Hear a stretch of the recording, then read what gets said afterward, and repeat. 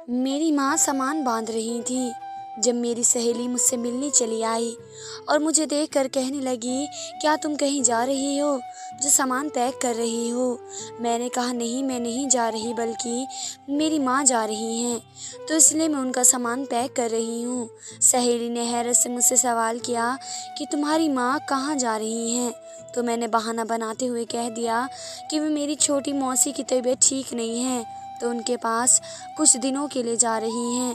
मैं अपनी दोस्त को सच बताकर बहुत सारे सवालों के जवाब नहीं दे सकती थी, इसलिए मैंने झूठ बोलने में ही भलाई समझी। अब मैं से क्या बताती, मेरी माँ एक मज़ार पर 40 दिन का चिल्ला काटने जा रही हैं, वह भी सिर्फ इसलिए कि मेरी किसी अच्छी जगह रिश्ता हो जाए। कोई भी ये सुनता तो माँ की दिमागी हालत पर शक करता और 100 सवाल खड़े करता कि एक अकेली औरत को यूं किसी मज़ार पर जाकर रहने की ज़रूरत ही क्या है।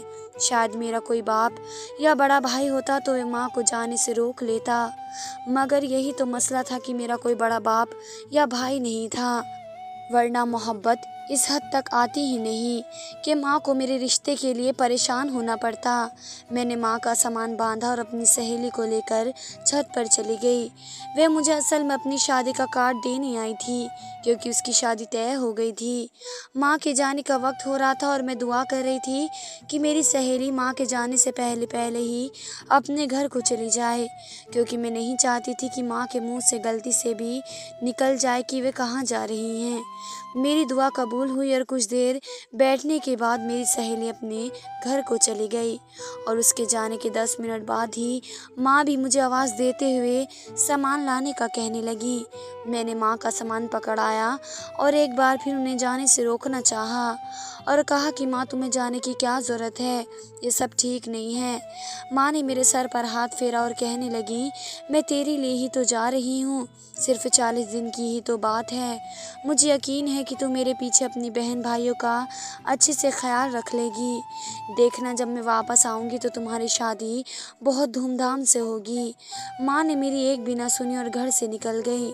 मैं ये भी नहीं जानती थी कि वह मज़ार कहाँ पर है, इस शहर में है या किसी दूसरे शहर में। माँ से तो मैंने पूछने की कोशिश की थी और कहा भी था कि जे कहाँ जा रही हो, वहाँ का पता हमें दे दो, लेकिन माँ ने साफ मना कर दिया और कहा कि मैं बहुत चुपके से जा रही हूँ और अपना काम पूरा करके ही वापस आऊँगी, इसलिए मैं नहीं चाहती कि मैं इस बीच किसी भी किस्म की कोई बात करूँ। और माँ चली गई तो मैंने दरवाज़ा बंद किया और अब मैं सहेली की शादी का कार्ड खोल कर देखने लगी। अगर माँ जाने से पहले इसकी शादी का कार्ड देख लेती तो उन्हें मेरे लिए और भी अफसोस होता कि उनकी बेटी 25 साल की उम्र में भी अभी तक कुंवारी है। मैं 5 बहन भाइयों में सबसे बड़ी बहन होने के नाते माँ के बहुत करीब थी। माँ मुझसे बहुत प्यार करती थी। बचपन से ही मेरा रिश्ता मेरे ताए के बेटे से तय हो चुका था और पूरे ख़ानदान को पता था कि मेरी इसके साथ शादी होने वाली है। लेकिन जब मेरा बाप बीमार हो गया तो चाचा और ताए समेत सब रिश्तेदारों ने हमसे आंखें फेर ली। बाबा के बीमार होने की देर थी कि सच हम पर खुल गया कि कौन हमारा सगा है और कौन नहीं। वह वक्त हम सब घर वालों पर बहुत भारी था, क्योंकि मेरा बाप घर का अकेला कमाने वाला था और वही घर चलाता था। मोहल्ले वालों ने थोड़ा बहुत हमारा साथ दिया, वरना तो रिश्तेदारों ने हमसे रिश्ता ही तोड़ा हुआ था कि कहीं हमने उनसे पैसे न मांगने पड़ जाएं। हमने सरकारी अस्पताल में बाबा का इलाज करवाने की बहुत कोशिश की, मगर शायद किस्मत में बाबा का इलाज मुमकिन ही ना था। कुछ वक्त बीमार रहकर मेरे बाबा इस दुनिया को छोड़कर चले गए। बाप के मरने के बाद भी मेरी माँ को उम्मीद थी कि शायद मेरे ताए अभी भी मेरे सर पर हाथ रख लें और मुझे विदा कर देंगे, लेकिन उनको तो जैसे मौका ही मिल गया था, उन्होंने साफ मना कर दिया और रिश्ता तोड़ दिया। जब मैं 22 बरस की थी, ताई ने पूरे ख़ानदान में मेरे बारे में अजीब व गरीब बातें मशहूर करनी शुरू कर दी ताकि लोग उन्हें रिश्ता तोड़ने पर इल्ज़ाम न लगा दें। नतीजा ये हुआ कि फिर ख़ानदान में से भी किसी का रिश्ता मेरे लिए ना आया। इस सूरत हाल ने मेरी माँ को बहुत परेशान कर दिया। वे लोगों के घरों में जाकर काम करने लगी थी और मैंने भी कुछ बच्चे घरों में ट्यूशन पढ़ाना शुरू कर दिए थे, जिसकी वजह से हमारे घर की दाल रोटी चलने लगी। मगर माँ को हर वक्त मेरे ही रिश्ते की फिक्र लगी रहती। अभी तक ख़ानदान में से और ना ही ख़ानदान से बाहर किसी ने मेरे लिए रिश्ते का पूछा। और ये सूरत हाल माँ के लिए किस कदर तकलीफ़ वाला हो सकता है, एक बेटी बहुत अच्छे से समझ सकती है। मेरी उम्र 25 साल हो चुकी थी और मेरे साथ की सारी सहेलियों और कज़िन वगैरह की शादी हो चुकी थी और सिर्फ मैं ही बची थी। कुछ दिनों पहले मोहल्ले की एक औरत माँ के पास आकर बैठी थी और इसी ने माँ को इस मज़ार पर जाने का मशवरा दिया, जहाँ जाकर 40 दिन रहा जाए और मन्नत मांगी जाए तो हर मन्नत पूरी होती है। मैं उस मज़ार और मन्नत वगैरह की बातों को नहीं मानती थी, इसलिए मैंने हर मुमकिन कोशिश की कि अपनी माँ को वहाँ जाने से रोक सकूं, मगर माँ ने मेरी एक ना सुनी और एक मज़ार पर 40 दिन गुजारने के लिए चली गई। माँ के जाने के बाद घर बहुत खाली हो गया था। मुझसे 2 छोटे बहन और 2 भाई थे, जिनकी जिम्मेदारी अब मेरे पर आ गई। माँ को गए 5वां दिन था जब मेरा भाई अचानक खेलता हुआ बाहर से घर पर आया और मुझे कहने लगा, दीदी मैंने माँ को देखा है। मैंने चौंक कर पूछा कि तुमने माँ को कहाँ देख लिया? तो कहने लगा, मैं जहाँ खेल रहा था वहाँ मैंने माँ को गुजरते देखा है। मैं हैरान हो गई कि माँ तो 40 दिन के लिए मज़ार पर गई थी, तो अब क्या वापस आ गई हैं? और फिर अगर आ गई हैं तो घर पर क्यों नहीं आई? मैं काफ़ी देर माँ का इंतज़ार कर रही थी कि शायद वे घर पर वापस आ जाएं, लेकिन पूरा दिन गुजर गया और पूरी रात भी गुजर गई। माँ वापस नहीं आई तो मुझे लगा कि शायद मेरे भाई को गलत फहमी हो गई होगी। माँ ने जाते हुए अपने कमरे को भी ताला लगा दिया था। अब एक ही कमरे में हम सब बहन भाई रहते और सोते थे। जब भी मोहल्ले में से कोई आता तो मेरी माँ के बारे में सवाल करता तो मैं फ़ौरन से बहाना बना देती, माँ छोटी मौसी के यहाँ रहने के लिए गई हैं। मैं गिन गिन के दिन गुजार रही थी कि कब मेरी माँ वापस आई और आखिरकार ये 40 दिन पूरे हो गए। माँ घर पर वापस आई तो माँ को देखकर एक लम्हे को तो मैं पहचान ही नहीं पाई। माँ की तो जैसे काया ही पलट गई थी, वे बेबस एकदम सुहागन लगने लगी थी। इनकी रंगत पर भी काफ़ी फ़र्क पड़ा था और माँ का लिबास वह नहीं था जो कपड़े मैंने उनके साथ भेजे थे। मैंने अजीब से नज़रों से माँ को देखा और कहा, माँ ये सब क्या है? माँ कहने लगी, मैंने कहा था ना कि तेरा रिश्ता मैं पक्का करके रहूँगी, तो मैंने तेरा रिश्ता पक्का कर दिया है। 1 महीने बाद तेरी शादी है। मुझे समझ नहीं आया कि इस बात पर मैं खुश हूँ या नाराज़। बगैर मुझसे बात किए और बगैर मेरी मर्ज़ी जाने माँ ने मेरी ज़िंदगी का इतना बड़ा फ़ैसला कर दिया और मुझे अब बता रही थी। माँ कहने लगी कि तू फिक्र मत कर, कल ही तेरे ससुराल वाले आ जाएंगे तो तुम अपनी आंखों से सब देख लेना और अपनी तसल्ली कर लेना। मुझे समझ नहीं आ रहा था कि बैठे बैठे माँ को इतना अच्छा रिश्ता कहाँ से मिल गया जो वे खुशी से झूम नहीं रही हैं। मेरी माँ का सूटकेस खोलकर उनमें कपड़े वापस अलमारी में रखने चाहे तो मैं चौंक गई, क्योंकि बैग में तो सारे नए कपड़े थे। वे सारे नए कपड़े माँ को किसने दिए? मुझे याद था कि जब माँ घर से जाने लगी थी तो उनके पास सिर्फ थोड़े से पैसे थे और बहुत ही मुश्किल से किराए के लिए थे। इतने महंगे लिबास हमने सारी ज़िंदगी में देखे नहीं थे, तो फिर ख़रीदने का सवाल ही नहीं बनता। मैंने इस वक्त माँ को आवाज़ देकर बुलाया और पूछा, माँ ये सब क्या है, कहाँ से आए हैं? तो माँ कहने लगी कि तेरे होने वाले ससुराल वाले बहुत ही ज़्यादा अमीर हैं, उन्होंने ही मुझे शगुन के तौर पर ये सारे कपड़े दिए हैं। मुझे जाने क्यों माँ की बात का यकीन नहीं आया, लेकिन मैं चुप कर गई, क्योंकि इसके अलावा और कोई रास्ता भी नहीं था। अगले दिन मेरे ससुराल वाले आए तो उनके साथ लड़का नहीं था। हालांकि मुझे देखना चाहती थी कि किस लड़के से मेरी शादी होने जा रही है। माँ ने कहा कि तू फिक्र मत कर, लड़का बहुत हैंडसम है और अच्छा खासा कमाता भी है, तुझे सारी उम्र खुश रखेगा। तो मैंने भी अपने दिल से हर किस्म के शक को निकाल दिया और शादी के लिए हाँ कर दी। मेरी शादी में भी कुछ दिन बाकी थे जब मैंने माँ को एक अजीब हरकत करते हुए देखा। माँ ने अपने पर्स से मिट्टी निकाल ली और पानी में मिलाकर पीने लगी। क्योंकि मैंने उन्हें ऐसा करते पहले नहीं देखा था, इसलिए मैं दंग रह गई कि ये माँ क्या कर रही हैं। मैंने जाकर माँ से सवाल किया तो कहने लगी कि मैं तुम्हें बता दूंगी, लेकिन अभी नहीं, जब तेरी शादी होगी तब खैर मेरी शादी कौन सा दूर थी, कुछ दिनों बाद ही तो मेरी शादी का दिन भी आ पहुंचा। मैंने अपनी माँ पर ही अपने पति को देखा। मुझे ये देखकर बहुत खुशी थी कि माँ ने मेरे लिए एक अच्छी शक्ल और सूरत का लड़का पसंद किया था। जब मैं विदा होने लगी तो माँ ने मुझे गले लगाते हुए मेरी मुट्ठी में एक पुड़िया सी पकड़वा दी और मेरे कान में कहने लगी, ये वही मिट्टी है जिसे मैं उस दिन पानी में घोल कर पी रही थी। वे यहाँ की आम सी मिट्टी नहीं है, बल्कि मैं उसे मज़ार से लेकर आई थी और इस पर पढ़ाई की है। ये तुम्हारे लिए मेरी तरफ से शादी का तोहफा है। मैं दिल ही दिल में हैरान थी कि भला इसमें ऐसा क्या है। तो माँ ने सरगोशी करते हुए कहा कि एक राज की बात है जो मैं तुझे कल बताऊंगी, तो बस इस मिट्टी को किसी की नज़रों में मत आने देना। मैंने ऐसा ही किया और जाकर वे मिट्टी की पुड़िया अपने सामान में छिपा ली। अगले दिन वलीमे के बाद मैं माँ से मिलने गई तो मैंने पूछा कि माँ, वे मिट्टी तुमने मुझे क्यों दी है और इसका क्या काम है मेरे पास। माँ कहने लगी, इस मिट्टी को मामूली मिट्टी मत समझना। जब भी तेरे पति के साथ झगड़ा हो तो इस मिट्टी को पानी में घोल कर बेल के शरबत बनाकर अपने पति को पिला देना। फिर देखना कि वे कैसा तेरा गुलाम होकर तेरे आगे पीछे फिरेगा।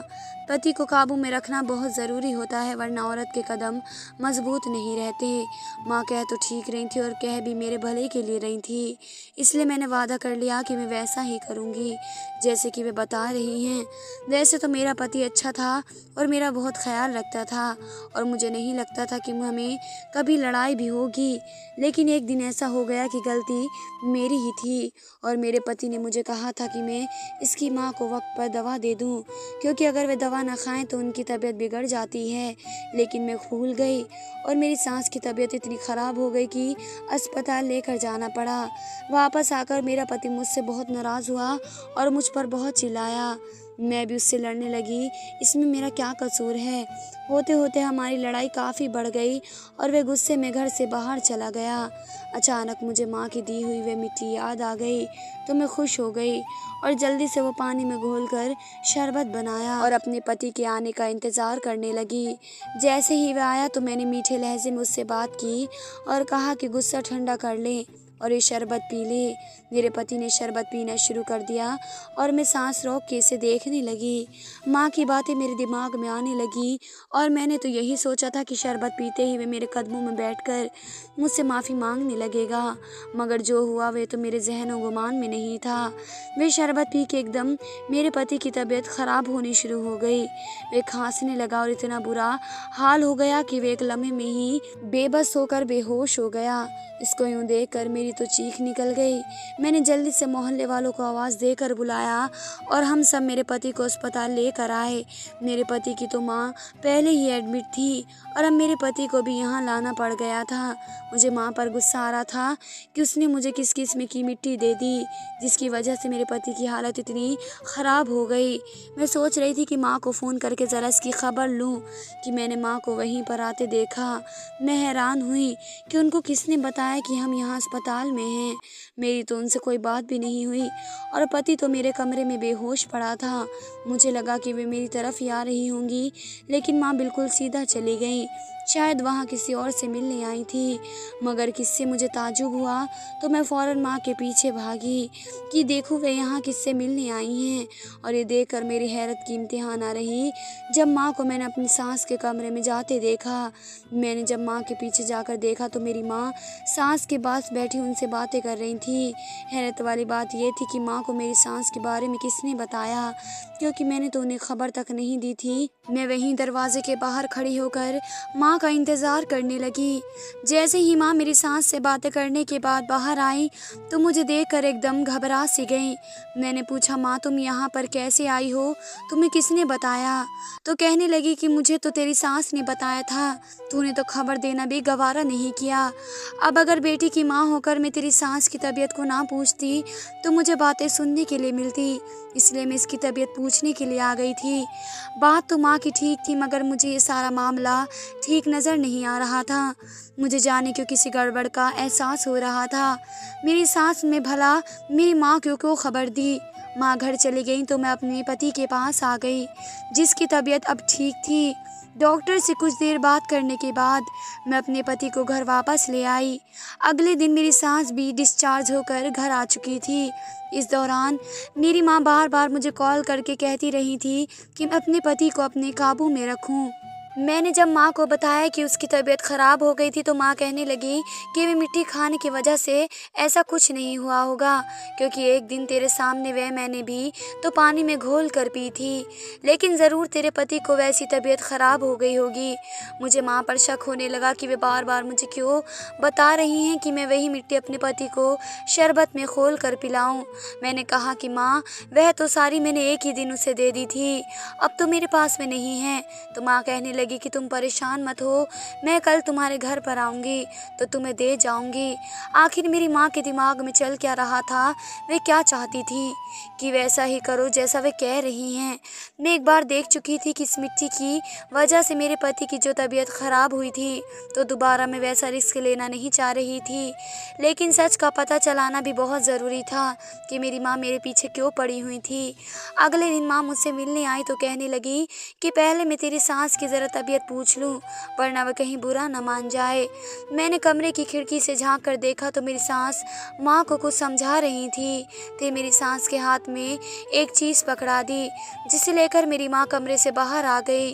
मैं जल्दी से एक तरफ छिप गई और अपने कमरे में आ गई। थोड़ी देर बाद ही मेरी माँ ने आकर मुझे फिर से वे मिट्टी वाली पुड़िया दी और मुझे कहने लगी कि अपने पति को काबू में रखने का यही एक तरीका है कि तू इसे किसी शरबत में घोल कर पिला दे, और डरने वाली कोई बात नहीं है, अब पहले जैसा कुछ भी नहीं होगा। मैंने साफ साफ बात करने का फैसला कर लिया और माँ को कहा कि क्या तुम जानती हो कि इस मिट्टी में क्या है।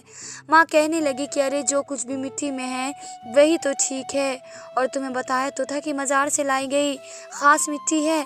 मैंने कहा कि माँ मुझसे झूठ मत बोलो, क्योंकि जब जब मेरे पति की तबीयत ख़राब हुई है तो डॉक्टर ने मुझे बताया है कि उसने जो चीज़ खाई है इसमें जहर था, यानी इस मिट्टी में जहर था, और अब आप फिर से वही जहर वाली मिट्टी मुझे ला कर दे रही हैं कि मैं अपने पति को खिलाऊं और इसकी मौत के मुंह में ले जाऊं। आखिर तुम मेरे पति की जान के पीछे क्यों पड़ी हो, क्योंकि अपनी बेटी का घर उजाड़ना चाहती हो। मेरे पति भी पास खड़े ये सब सुन रहे थे। माँ के तो रंग ही उड़ गए। मुझे कहने लगी, तुम गलत समझ रही हो, ऐसा तो कुछ भी नहीं है। मुझे तो ये मिट्टी तुम्हारी सांस देती थी और उन्हीं के कहने पर मैंने आगे तुम्हें दे दी। पहले भी इन्होंने मुझे दी थी और अब भी मुझे तो मालूम नहीं है इसमें क्या है। मैंने चीख कर अपनी सास को कमरे से बुलाया और कहा कि आपका सारा राज खुल चुका है। आपने इस मिट्टी के ज़रिए मेरे पति की जान लेने की कोशिश की, और अभी तो मैंने खुद देखा है कि आपने मेरी माँ के हाथ में कुछ पकड़ाया था। वे यही चीज़ थी क्या? माँ कहने लगी कि मैं तो तेरी शादी के लिए ही इस मज़ार पर 40 दिन के लिए गई थी। वहाँ एक दिन यह औरत भी आई और इसके साथ मेरी अच्छी बातचीत होने लगी, तो मैंने इसे तुम्हारे बारे में बताया कि मेरी एक बेटी और मैं इसके रिश्ते के सिलसिले में परेशान हूँ। तो उसने झट से अपने बेटे का रिश्ता पेश कर दिया और इस मिट्टी को देते हुए तो उसने मुझसे यही कहा कि अगर मेरी बेटी इसको शरबत में या पानी में घोल कर अपने पति को पिलाएगी तो उसके दरमियान मोहब्बत पैदा होगी। तो उसने जैसा कहा मैंने वैसा ही किया। तुमसे आकर यही कह दिया। अब मुझे नहीं पता कि इस सब में तुम्हारी सास का क्या फ़ायदा छुपा हुआ है। मेरे पति ने सास को देखते हुए कहा कि मैं समझ गया हूँ आपने ये सब क्यों किया। आप मुझे रास्ते से हटाना चाहती हैं ताकि ये सारी दौलत और जायदाद आप और आपके बच्चों के नाम हो जाए। आप आज तक मेरी माँ बनने का नाटक करती रहीं, जबकि हकीकत तो यह है कि आप सौतेली थी और आपने सौतेलेपन की दिखाया। मेरी सास ने इस पर कहा कि हाँ, मैं तुम्हारी सौतेली माँ हूँ और सौतेली माँ कभी सगी नहीं बन सकती। मैं नाटक करते करते तंग आ गई हूँ। मैं चाहती हूँ कि तुमको किसी ऐसे तरीके से रास्ते से हटाऊँ कि हम लोगों पर इल्ज़ाम ना आए, इसलिए मैंने तुम्हारी बीवी को सहारा लेने का सोचा। इस तरह उसके सर पर सारा इल्ज़ाम आता और हम लोग बच जाते। तुम्हारे हिस्से की दौलत भी हम लोगों को मिल जाती। तुम्हारी सास एक बहुत ही बेवकूफ़ औरत है, लोगों की बातों में बड़ी आसानी से आ जाती है। इसे किसी बेवकूफ़ ने मशवरा दे दिया तो ये मज़ार पर जाकर दिन रात मिन्नतें मांगने लगी। तो मैंने भी इसे अपनी दोस्त बनाने का सोचा। इसको अपनी दोस्त बनाया, महंगे महंगे कपड़े दिए और अपना दोस्त बनाकर इसकी बेटी से तुम्हारा रिश्ता तय कर दिया। मैं इस मिट्टी में जहर मिलाकर तुम्हें हमेशा हमेशा के लिए रास्ते से हटा देना चाहती थी, और ये सारा काम मैं उन दोनों माँ बेटी के ज़रिए करवाना चाहती थी ताकि उन पर इल्ज़ाम आए। मैं चाहती थी कि तुम लोगों का झगड़ा होता कि ये तुम्हारी बीवी इसी बहाने तुम्हें ये मिट्टी वाला जहर खिला दे, मगर तुम लोगों के दरमियाँ कोई झगड़ा नहीं हुआ। तो मैंने जानबूझकर अपनी तबीयत ख़राब होने का बहाना किया ताकि तुम इससे झगड़ा करो, और ऐसा ही हुआ, मगर आखिर तुम बच गए। इसलिए मैंने आज फिर तुम्हारी सास को बुलाकर ये काम निपटाने का सोचा। सास की ज़बानी ये सब सुनकर मैंने शुक्र अदा किया कि इसकी साजिश का पर्दाफाश हो गया, वरना अगर इसकी साजिश कामयाब हो जाती तो मुझे तो बहुत नुकसान होता और मैं अपने पति को खो देती। मेरे पति ने इसी रात अपना सामान उठाया और मुझे लेकर एक अलग घर में शिफ्ट हो गए। माँ ने मुझसे और मेरे पति से माफ़ी मांगी कि इस बारे में उन्हें कुछ अंदाज़ा नहीं था। मैंने बस इतना ही कहा कि माँ, जो मुकद्दर नसीब में लिखा होता है वह मिल ही जाता है, इसके लिए दरबारों पर जाकर मिन्नतें करने की ज़रूरत नहीं होती। धन्यवाद दोस्तों।